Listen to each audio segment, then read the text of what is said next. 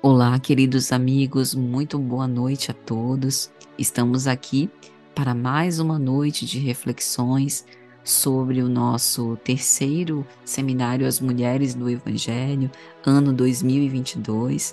Hoje recebendo a nossa querida amiga Ludmila Almeida com o tema A Mulher Anônima e a Maternidade.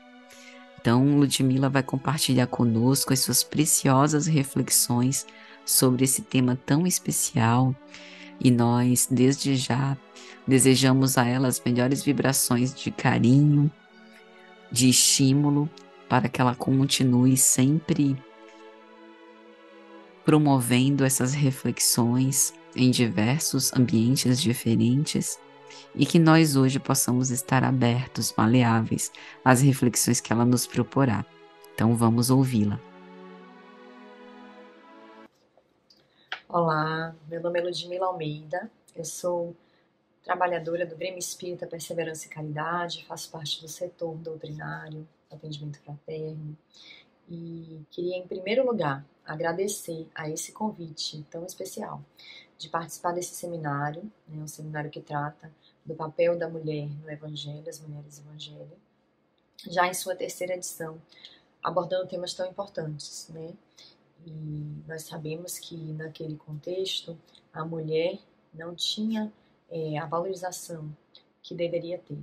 Então, por isso, é importante nos voltar para esse olhar para a mulher daquele tempo que tanto contribuiu para a história do cristianismo e para que todos os fatos acontecessem da melhor forma possível para que a mensagem do Cristo chegue até nós hoje. Então, um agradecimento especial à Patrícia por estar realizando esse seminário e por trazer essa discussão à tona. E hoje eu fui convidada para falar sobre o tema Mulher Anônima e a Maternidade. E foi uma grata surpresa quando fui convidada a falar desse tema, porque quando nós falamos de mulher anônima, né, nós nos questionamos quem é essa mulher? Quem é essa mulher anônima e por que essa mulher é anônima? Mulher anônima é aquela que não foi citada, que não teve o seu nome descrito, que não foi nomeada. E a gente precisa entender esse contexto social que existia na época de Jesus, para que a gente possa saber o papel que essa mulher exerceu na sua sociedade. Então, naquela época, a mulher não tinha os mesmos direitos que tem hoje. A mulher era tratada como um objeto, ela inclusive poderia ser vendida, ela era uma propriedade, até os seus 12 anos de idade. E ela devia total subserviência, total respeito ao seu marido, ou ao seu pai, ou ao homem que conduzisse a sua família. Essa mulher não tinha o direito de se expressar em público, de se expressar através da sua imagem, das suas ações. Ela vestia roupas que uniformizavam as mulheres para que ela não tivesse a sua personalidade, não pudesse demonstrar o seu conteúdo, vamos dizer assim. Ela era proibida de até mesmo procurar conversa, ou seja, entrar em contato com outros homens e outras mulheres no seu ambiente externo. Então, a mulher só podia se dirigir ao homem, inclusive ao seu marido, no ambiente do lar, dentro de casa. A mulher não podia frequentar os mesmos ambientes dos homens, em muitos casos. Por exemplo, nas sinagogas existiam ambientes separados para as mulheres e crianças, e elas não tinham acesso às regiões consideradas mais sagradas, de maior entendimento, de maior conhecimento. Inclusive, alguns rabinos diziam que as mulheres não deveriam ser educadas nas suas leis, né, nas leis da religião vigente. Então, essa mulher não recebia educação moral, educação religiosa, não recebia uma educação formal também.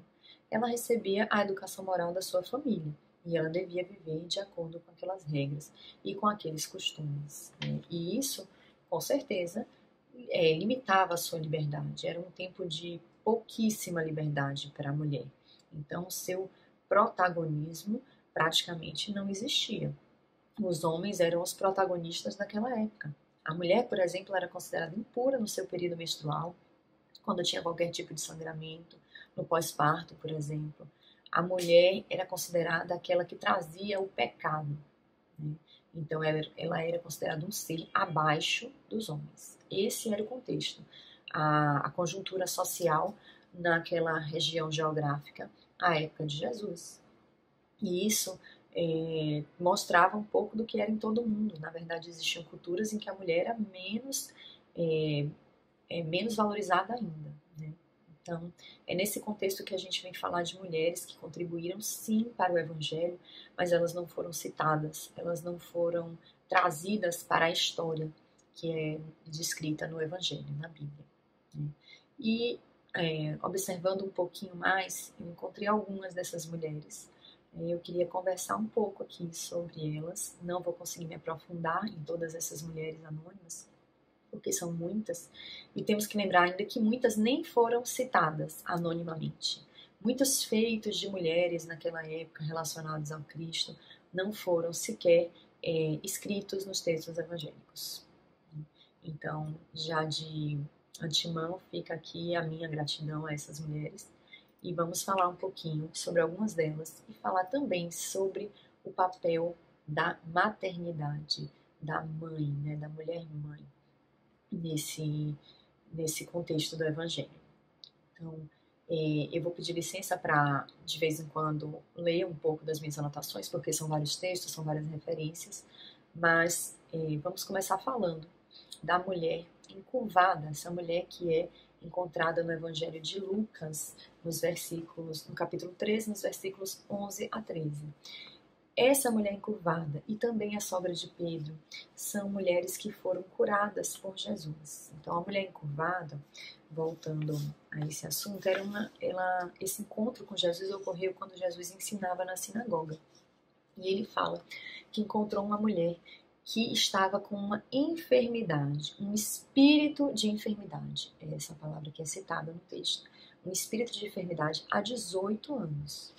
Então, Jesus chama essa mulher e diz: mulher, estás livre da tua enfermidade. Ele pôs a mão sobre essa mulher, e essa mulher se endireitou, né? Então, o que nós vemos aqui? Nós vemos uma mulher que tinha uma deformidade física, mas no texto isso é chamado como um espírito de enfermidade. E nós sabemos aqui dentro do nosso estudo espírita que as doenças do corpo físico, elas não têm a sua origem exclusivamente no nosso corpo. Quando Jesus se refere a um espírito, quando o texto se refere a um espírito de enfermidade, ele está nos colocando que essa enfermidade, ela advém também de uma condição do espírito dessa mulher. E essa mulher vem há muitos anos sofrendo, é uma mulher muito sofrida, porque há 18 anos ela está encurvada por essa enfermidade. E Jesus vai lá, impõe suas mãos e a cura. Mas aí a gente reflete, né? Essa cura partiu exclusivamente de Jesus? O que é preciso para sermos curados? Uma outra mulher que é curada por Jesus e também não tem seu nome citado é a sogra de Pedro. A sogra de Pedro é citada no Evangelho de Lucas, no capítulo 4, versículos 38 e 39. Então, a sogra de Pedro encontra com Jesus quando ele estava, né, num dia fazendo muitas curas, encontrando com o povo, e ele resolve se recolher, né? E essa mulher estava dentro da casa de Pedro, Simão Pedro, né, apóstolo. E ela estava com febre. E aí rogam por ela, assim está descrito, rogam por ela para que Jesus a cure. E Jesus mais uma vez inclina-se sobre essa mulher e ele repreende a febre e a febre a deixa. É assim que está descrito no texto. E essa mulher se levanta e serve-o. Então vem esse verbo depois. A febre a deixa, ela se levanta e começa a servir Jesus. O que a gente pode ver disso, primeiro, é o merecimento, né? Essa mulher não foi curada, assim como a mulher encurvada, ela não foi curada simplesmente porque Jesus quis, porque mesmo Jesus obedece às leis divinas, não é verdade? De justiça, de causa e efeito, de caridade. Então, essas mulheres foram curadas por merecimento, porque elas já tinham passado pelas experiências que precisavam passar, mas também por sua fé, por sua crença, porque é preciso fé para ser curado, né? E também pela sua gratidão. A sogra de Pedro se levanta e serve. O ato de serviço é um ato de amor, é um ato de gratidão. Aliás, é um dos mais sublimes atos de gratidão.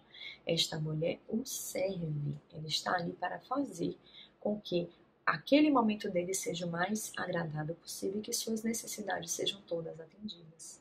Isso é um ato extremo de gratidão. Então a gente se coloca no lugar dessas mulheres e se pergunta: estamos prontos para ter essa fé? Estamos prontos para servir ao Mestre? Bastou que a febre a deixasse para ela se levantar e prontamente servir. Então são exemplos muito bonitos de fé, de gratidão, de serviço ao Mestre. E aí nós vamos falar também de outra cura, que é uma cura muito peculiar, que é a da mulher hemorroísa, que também é uma mulher anônima, que não tem o seu nome citado.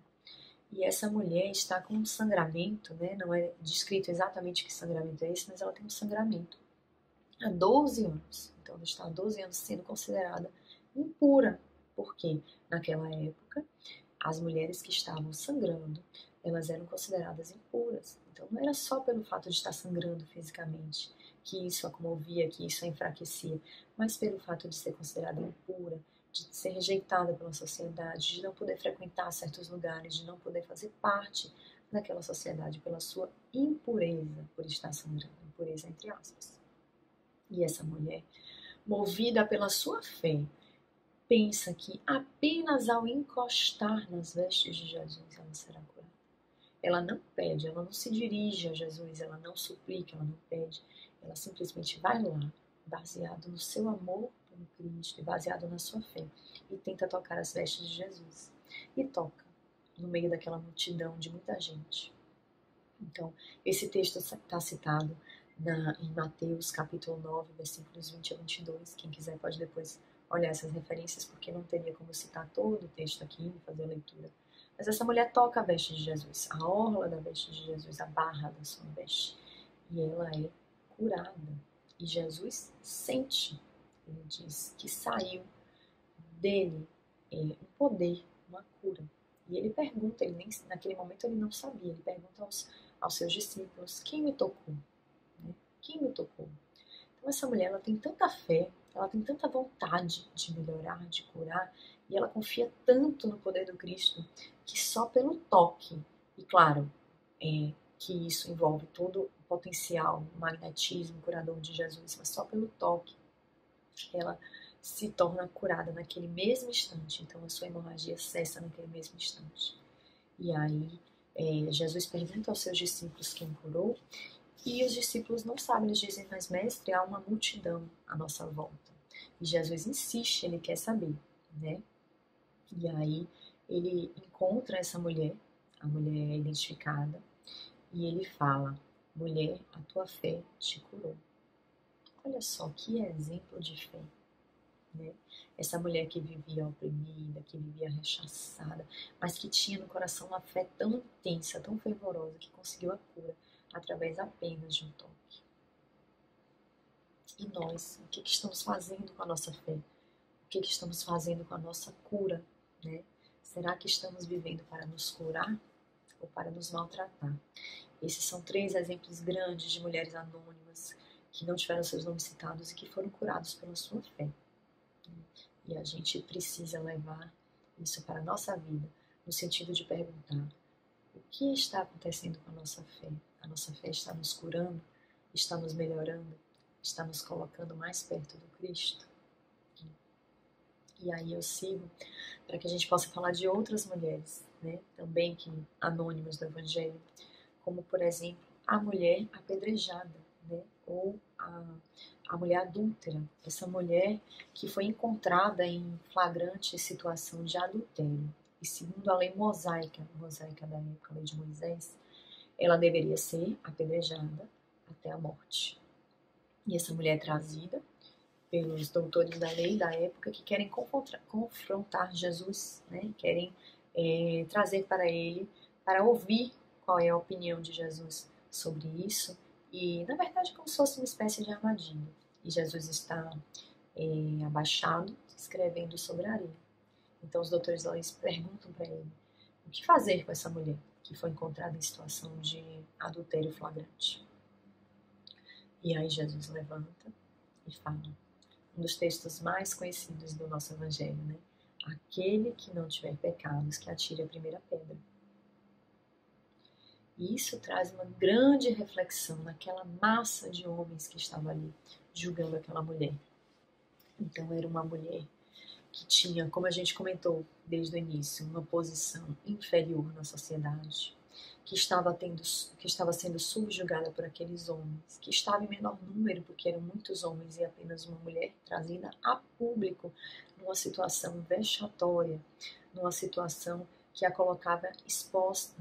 Então essa mulher, naquela situação ali de inferioridade total, ela simplesmente aguarda a decisão do que será feito. E aqueles homens que estavam em maior número, que estavam se baseando numa lei que era de justiça do homem, de condenar o pecado ali, e não estavam olhando para si, para o seu próprio pecado. E quando eu digo pecado aqui, eu não estou dizendo no sentido literal da palavra que a gente conhece, né, no sentido do erro que não pode ser perdoado, de uma mácula. Estou falando aqueles homens que têm os erros dentro de si. Vamos tratar pecado como erro, porque os erros a gente tem condições de corrigir, né? Então Jesus nos traz a essa reflexão e diz, traz aqueles homens e por consequência nós que lemos esse texto, a reflexão diz, aquele que não tiver pecados, que atire a primeira pedra. E o que acontece é que os homens se retiram, mano, porque todos eles fazem um exame de consciência e entendem que nenhum deles é absolutamente puro, porque afinal de contas não há sobre a face da terra nenhum homem que seja totalmente puro e que possa condenar o seu irmão. E aí Jesus se levanta, quando os homens já se retiraram, e pergunta para essa mulher, mulher, onde estão seus acusadores? Ninguém te condenou? E a mulher responde que não, que ninguém a condenou. E aí ele fala, pois eu também não te condeno. Agora vá e não erres mais. Não peques mais. E essa é uma passagem que nos traz grandes lições de redenção, né? Grandes lições de recomeço, porque aquela mulher foi dada uma nova oportunidade. E na condição de mulher, ela aceitou essa nova oportunidade. Então, nós precisamos entender que só nesse pequeno trecho tem tantas coisas para a gente pensar, fazer a nossa autoavaliação, né? A avaliação da nossa consciência, dos nossos atos, mas principalmente o não julgamento do outro. Então, aquela mulher foi dada uma nova oportunidade de seguir em frente e principalmente de rever a forma como ela vinha conduzindo a sua vida e a partir daquele momento ter a grande vontade e a grande certeza de seguir no bem, de errar menos ou de não errar. E hoje a gente vai seguir para mais um outro exemplo em que a gente fala da samaritana. A samaritana foi considerada por muitos dos cristãos dos primórdios aquela que primeiro divulgou as palavras do Evangelho, a Boa Nova, né? Aquela que primeiro divulgou a mensagem do Cristo. A samaritana é descrita no Evangelho de João, capítulo 4, versículos 7 a 8. E essa mulher samaritana, ela foi ao poço de Jacó, é assim que está descrito, para pegar água, para coletar água. E ela vai ao meio-dia. Então Jesus tinha chegado com os seus discípulos nessa cidade e os discípulos foram até a cidade para conseguir comida, mantimentos e Jesus ficou próximo ao poço de Jacó, um poço de água, né? E essa mulher aparece em altas horas do dia, próximo ao meio-dia, para coletar água. E aí Jesus se dirige a essa mulher. E a mulher se assusta, porque Jesus era homem e naquele tempo não era permitido que os homens se dirigissem às mulheres. A mulher se assusta e aí ele fala: dá-me o de beber. E aí se desenvolve todo um diálogo em que a mulher começa a perceber a grandeza de Jesus, né? Em determinado momento ele fala: vai lá e busca seu marido. E a mulher diz: eu não tenho marido. E aí Jesus complementa, pois ele já sabia. Ele fala: você está falando a verdade. Você já teve 5 maridos, mas você não tem marido. E a mulher vai através desse diálogo e através também, claro, desse magnetismo que existe em Jesus, pois apenas o seu olhar, apenas a sua presença já era suficiente para comover, para modificar o pensamento de alguém em relação à sua presença, à sua força, à sua luz. E a mulher percebe que ela está diante de alguém muito especial. E aí ela faz uma pergunta sobre aonde devemos adorar Deus. E ela fala que o povo judeu, da tribo de Judá, fala que se deve adorar Deus em Jerusalém. E os antepassados dela, pois ela não era da tribo de Judá, ela era do povo do norte, falava que se devia adorar Deus no monte. E ela questiona Jesus: onde devemos adorar Deus? Então essa mulher, a gente para um pouquinho aqui para refletir que essa mulher, ela tinha sede de água, mas ela tinha muito mais sede, ela tinha sede de espírito, ela tinha sede de conhecimento, ela tinha sede de vontade de amar, de seguir no bem. E a primeira pergunta que ela faz para Jesus é justamente como adorar Deus, ou seja, como agradar a Deus, qual era a forma para que isso acontecesse. E Jesus a responde de uma forma libertadora, porque ele fala assim: deve-se adorar Deus em espírito e em verdade. Ou seja, ele não atrela a adoração de Deus a um local, ele não atrela a adoração de Deus a uma fórmula, uma forma, né, de adorar, a um ritual. Ele atrela a adoração de Deus à verdade e ao espírito. Então a resposta dele é ao mesmo tempo simples e libertadora. Então, mulher, deve-se adorar a Deus em espírito e em verdade. E Jesus ainda diz para essa mulher, peço licença para ler essa parte: quem beber da água que eu lhe der nunca mais terá sede. Pelo contrário, a água que eu lhe der se tornará nele uma fonte de água a jorrar pela vida eterna. Então Jesus percebe que a sede dessa mulher vai muito além do corpo físico, que é uma sede de amor, é uma sede de vida, é uma sede de bem, é uma sede de progresso para Deus. E ele oferece a essa mulher essa fonte de água viva. Então essa mulher, extasiada por esse encontro, por essas palavras, e ainda mais porque foi neste momento, apenas neste momento nos textos bíblicos, que Jesus foi capaz de dizer de forma direta que ele era o Messias, porque a mulher te diz: estamos esperando a chegada de um Messias, e Jesus revela: eu sou o Messias, né? Então essa mulher, descobrindo, descortinando essa nova possibilidade de vida, de água viva da fonte, né? Ela vai até a cidade e ela espalha esta boa nova. Então ela foi considerada a primeira portadora dessa mensagem do Cristo, porque ela vai divulgar o seu encontro com Cristo, ela vai divulgar a chegada do Messias, e todo o povo acredita nessa mulher e vai ao poço de Jacó de encontro a Jesus. Então vejamos a importância dessa mulher, que nem o seu nome citado tem nesse texto, mas ela é, sim, a primeira a ser relatada como aquela que encontrou verdadeiramente o Messias, reconheceu o Messias, teve a revelação do Messias pela própria fala dele, de Jesus. E, diante disso, do seu sofrimento, da sua vontade de viver, de amar, de beber dessa água viva, ela vai e repassa isso aos outros da cidade. Ela poderia ter encontrado o Messias e ficado com todo aquele amor apenas para ela, mas, de alguma forma, não fazia sentido para aquela mulher reter essa informação. Ela queria ser a propagadora desta água viva. Então, essa para mim é uma das passagens mais tocantes em relação às mulheres anônimas que não tiveram o seu nome revelado, mas que fizeram muita diferença na história do Cristo aqui na Terra, na história do Evangelho de Jesus.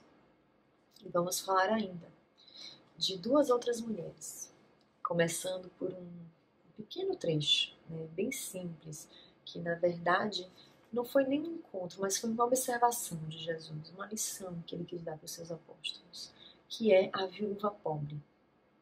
Essa passagem da viúva pobre, ela é encontrada em Marcos, capítulo 12, nos versículos 42 e 43.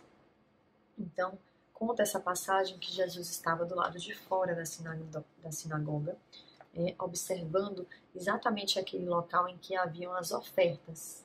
E ele observava que muitos ricos iam e depositavam grandes quantias de dinheiro nesse local das ofertas.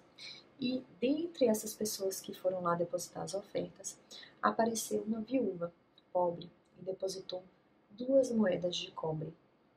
Essas moedas de cobre tinham um valor muito pequeno naquela época, não faziam nenhuma diferença diante do montante que os ricos já haviam depositado. Mas Jesus observa aquilo e fala para os seus discípulos, ele explica: afirmo que esta viúva pobre colocou na caixa de ofertas mais do que todos os outros. Todos deram o que lhe sobrava, mas ela, da sua pobreza, deu tudo o que possuía para viver. Olha que coisa mais linda. Porque é fácil dar aquilo que nos sobra. É fácil dar aquilo que não nos fará falta. Porque o que nos sobra não fará falta. De fato não fará. Se temos em excesso, aquele excesso que se tire não mudará em nada em nossa vida, em nosso conforto, no nosso dia a dia. Mas a mulher deu tudo o que tinha para viver. E só quem tem muita fé, muita certeza da providência divina, consegue se desfazer de tudo que tem para viver. E aí, cabe aqui uma reflexão. O que estamos dispostos a dar? O quanto estamos dispostos a dar? Vamos ser igual à viúva pobre, que deu tudo o que tinha? E o que nós temos para dar? Temos dinheiro? Dinheiro é fácil. Dinheiro vai, dinheiro vem, a gente trabalha, a gente consegue. Para muitos ele vem com facilidade, para outros com grande esforço, mas é algo que a gente está em nosso poder, mas não nos pertence. Então podemos dar dinheiro sim, não estou dizendo que é inválido a doação de dinheiro, mas podemos dar o que mais, Podemos doar tempo, podemos doar atenção, podemos dar serviço, podemos dar amor. Seremos como a viúva pobre que doou o seu tempo, que doou o seu dinheiro, que doou o seu sustento. Poderemos doar. O que poderemos doar na nossa vida? Poderemos dar o nosso tempo, a nossa escuta, o nosso amor, porque isso faz parte da proposta que Jesus trouxe para nós. A verdadeira caridade, ela se encontra na doação franca, na doação verdadeira, no nosso desprendimento. E a mulher pobre, a viúva pobre, nos traz uma grande lição de desprendimento e também de fé, porque ela acredita piamente na providência divina, senão não o faria dessa forma. E vamos falar agora do último exemplo feminino que eu trago aqui como mulher anônima. Isso não encerra as mulheres anônimas do Evangelho, mas eu trago nessa fala um último exemplo, que é da apelante cananita. Essa mulher, que está relatada no Evangelho de Mateus, capítulo 15, versículos 21 a 28. É uma mulher que vem ao encontro de Jesus. Ela é uma mulher da Cananeia, que é uma região em que Jesus estava de passagem. E essa mulher cananita, ela vai ao encontro de Jesus em meio àquela multidão para pedir a cura da sua filha.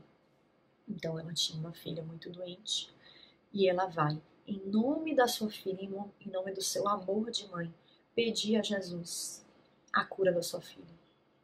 E num primeiro momento, Jesus escuta e ele não responde. Ele simplesmente fica em silêncio. A resposta que ele dá é o silêncio.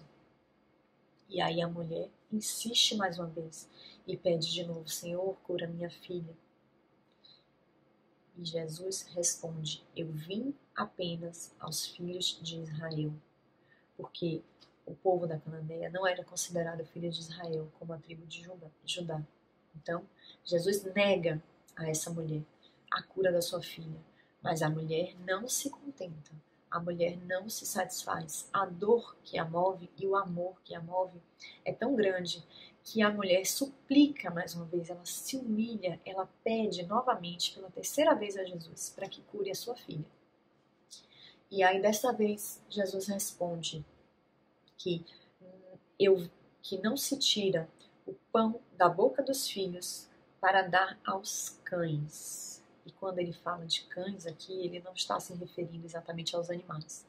Mas naquela época eram tratados como cães aqueles que tinham uma diferença cultural e religiosa. Então, quando ele fala de cães, ele está falando do povo fora da Judéia, né? do povo não judeu da Judéia. Então, a mulher que era cananita entende isso como não se tira o pão da boca do seu dono, né? Ou seja, dos judeus, para dar àqueles que não pertenciam à mesma classe, no sentido do mesmo grupo de judeus, e não necessariamente aos animais. Mas a mulher, mais uma vez, não se satisfaz com essa resposta.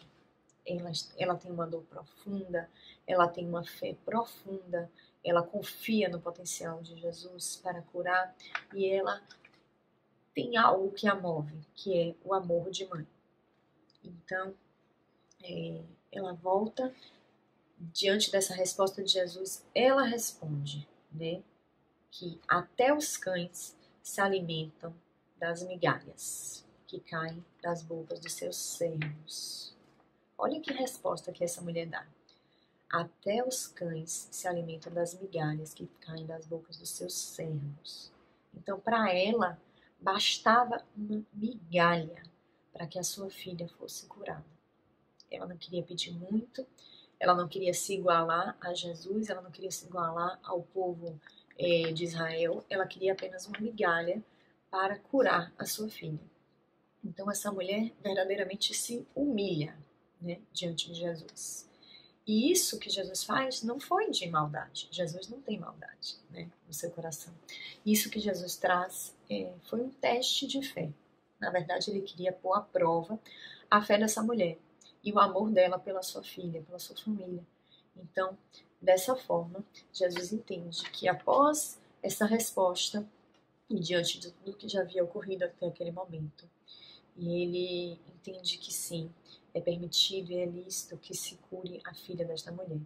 E ele responde: enorme é a tua fé. Vá em paz, a sua filha está curada. E essa mulher, então, depois dessa humilhação, dessa súplica, vai em paz, né?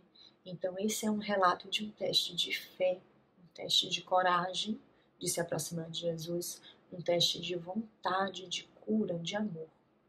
Essa mãe traz em si uma dor profunda pela doença da sua filha. E essa dor profunda engrandece a sua fé a ponto de ela buscar Jesus, de ela interrogar Jesus, suplicar Jesus e se humilhar diante dele para obter a cura. E aí a gente vai, através dessa passagem da apelante cananita, nos dirigir para o segundo tema, né? Na verdade, que é um tema só, porque quando falamos de mulher, pensamos automaticamente na maternidade. Então, vamos nos dirigir para o segundo tema, que é o tema da maternidade, porque me foi proposto aqui falar da mulher anônima e da maternidade. E aí a gente vê a força que move uma mulher na condição de mãe. E eu queria dizer aqui que quando falo de maternidade, não falo exclusivamente da maternidade biológica, daqueles que conseguiram gerar um filho no seu ventre. Falo da maternidade de todas aquelas que fazem o papel de mãe, né? E diria até de todos aqueles homens que também fazem o papel de mãe. Porque ser mãe não é apenas gerar o filho no ventre, não é apenas parir e colocar um novo ser no mundo, mas, acima de tudo, ser mãe é fazer o papel de cuidado, de amor, de desvelo por aquele ser que está sobre a sua tutela naquele momento. Então, nós sabemos que os filhos não são da mãe, os filhos vêm de encontro à mãe. Esse é um reencontro, esse reencontro ele pode ser de forma biológica, corporal, física, mas também pode ser um reencontro de almas, pelas circunstâncias que nos fazem aqui nessa vida exercer o papel de mãe para aqueles que nos são tutelados. E aí a gente pensa também em todas as formas de maternidade, né? Porque muitas vezes nós somos mães de filhos, de crianças, mas muitas vezes nós somos mães daqueles que precisam de uma mãe na sua vida. Então, exercemos muitas vezes o papel de mãe para parentes de todo tipo, sobrinhos, amigos, todos aqueles que precisam de acolhimento, de desprendimento, de amor e de condução nessa vida. O que é a maternidade, né? A maternidade é o absoluto devotamento e abnegação. Porque quando estamos no papel de mãe, recebemos um ou mais filhos, espíritos que vêm para nós com suas imperfeições, com suas características, com suas necessidades, com suas capacidades. E somos nós, mães, de toda forma, que somos responsáveis, que temos essa missão de conduzir da melhor forma aqueles que nos foram trazidos no papel de filhos. E quando a gente tem essa missão, quando a gente exerce essa missão com sabedoria, com vontade, com todo o nosso potencial, com toda a nossa energia, nós nos encontramos numa situação de extrema abnegação. Porque nós, mães, entendemos que para existir o bem dos nossos filhos, é preciso que a gente se desvista de muitas das nossas características, diria assim. É preciso que a gente se desvista dos nossos mimos, das nossas vaidades, das nossas necessidades. Quantas e quantas mães deixam de cumprir as suas funções que cumpriam antes, ou de viver a vida do jeito que viviam antes da maternidade, porque agora se transformaram por esse amor que as invade e por essa necessidade de ver o filho e a filha bem diante de si.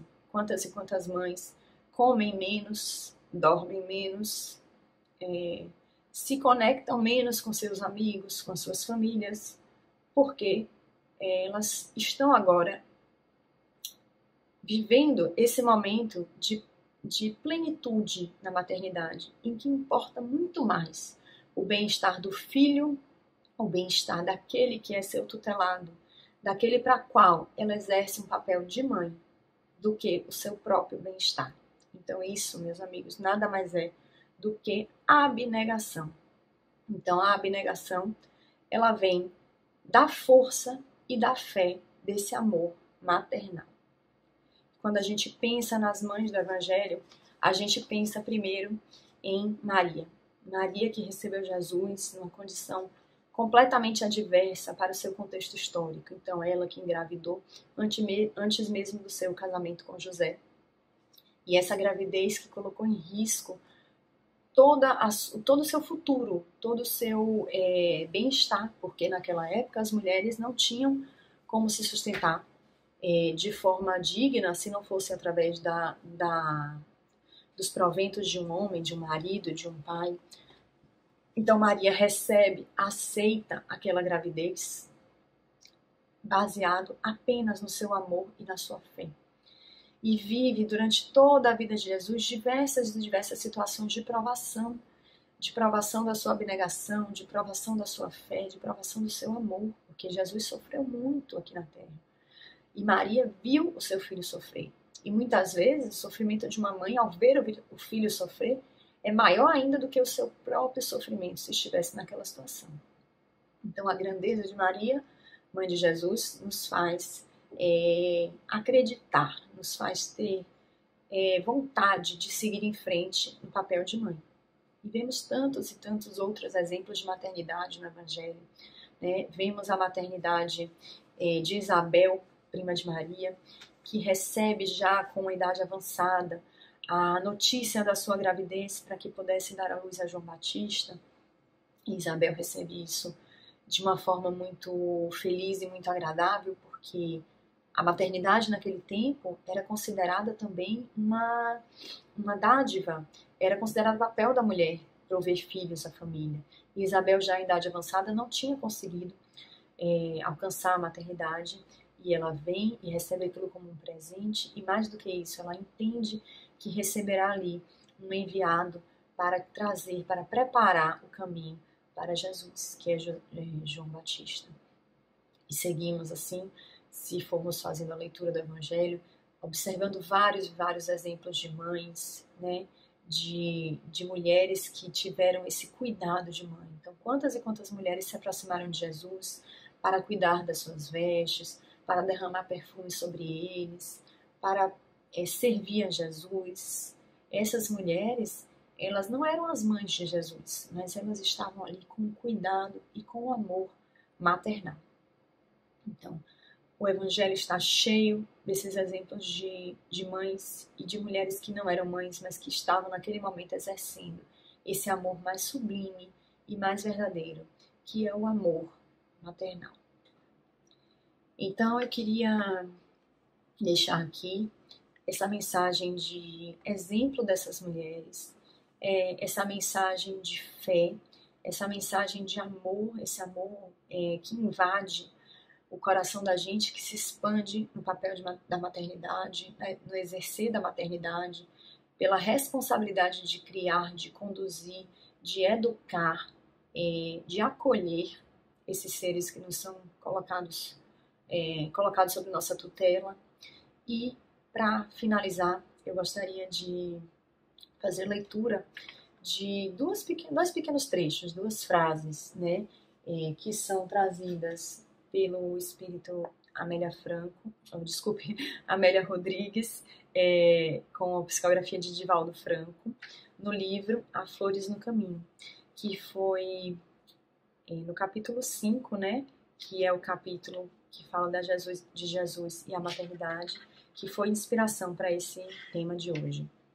E aí é um capítulo muito bonito, se puderem depois façam a leitura dele completo, mas eu queria deixar duas frases aqui no final sobre a maternidade, né? Esse capítulo fala de uma mulher que se aproxima de Jesus quando ele estava recolhido, meditando numa praia, e ela se aproxima, não havia mais o trabalho, não havia mais a multidão, tudo isso já tinha cessado, ele estava sozinho, e ela traz a Jesus uma dor de ter sido mãe de uma forma não convencional, de uma forma que ela não achava que fosse a correta. E Jesus responde, acalma o coração dessa mulher, dizendo que toda forma de maternidade é sublime, é válida e é sagrada. E aí eu trago aqui dois trechos para a gente finalizar. Um que diz assim, na fala de Jesus, né? Enquanto houver crianças e mães na terra, o amor divino estará cantando esperanças para a humanidade. E mais à frente, no penúltimo parágrafo desse capítulo, ele diz: vai, minha filha, e ama. A maternidade é a mais elevada concessão do nosso Pai, demonstrando que o mal jamais triunfará no mundo, porque enquanto houver um coração, um sentimento maternal na terra, o amor ateará o fogo purificador e a esperança da felicidade jamais se fanará. Então, que possamos nos espelhar no exemplo do amor maternal, no exemplo do amor feminino, que rodeou a história do Cristo na Terra e que até hoje tem trazido inúmeros feitos de amor, de bênçãos, de paz e de esperança para todos aqueles que estão aqui nessa jornada junto conosco. Então, era essa a mensagem que eu gostaria de trazer. Mais uma vez agradeço imensamente a essa oportunidade. Espero ter correspondido às expectativas e que tenhamos um fim de ano de muita paz, de muito amor e de muita gratidão. Fiquemos todos em paz. Até a próxima. Então, meus amigos, que reflexões excepcionais, né? Ludmila nos fala com tanta emoção e carinho sobre esse tema, né? Especialmente da maternidade e dessa vivência da mulher e os seus testemunhos à época do Cristo que nos servem de estímulo hoje.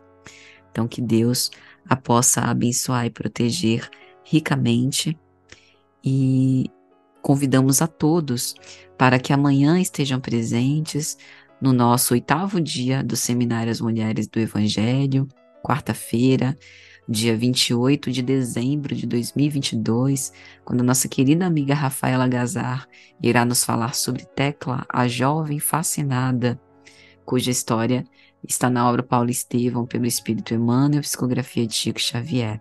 Então, todos convidados. Para finalizar a nossa noite, vamos ler uma pequena mensagem da obra Vida Feliz, pelo Espírito Joana de Ângeles, psicografia de Divaldo Franco. Não temas os teus acusadores, quando estiverem mentindo contra ti através de calúnias e desejem arrastar-te para as lutas inglórias. Quando sejas acusado e o fato seja verdadeiro, agradece a Deus a oportunidade de repará-lo em tempo, reabilitando-te para o teu próprio bem-estar. É sempre melhor recuperar-se do erro enquanto se está com a sua vítima ao alcance. Toda dívida que se adia fica majorada com a carga dos juros, portanto mais penosa para ser resgatada. Então, Senhor, nós te agradecemos pela oportunidade de nós testemunharmos na prática o teu evangelho. Dai-nos força para tanto, a fim de que tenhamos a coragem e o discernimento de seguir adiante, não obstante as dificuldades inúmeras, a fim de que nós possamos ser servos leais do teu amor e da tua bondade. Dai-nos força, envolve-nos com tua santa e divina paz. Que assim seja. Um grande abraço, meus amigos, e até amanhã, se Jesus assim permitir.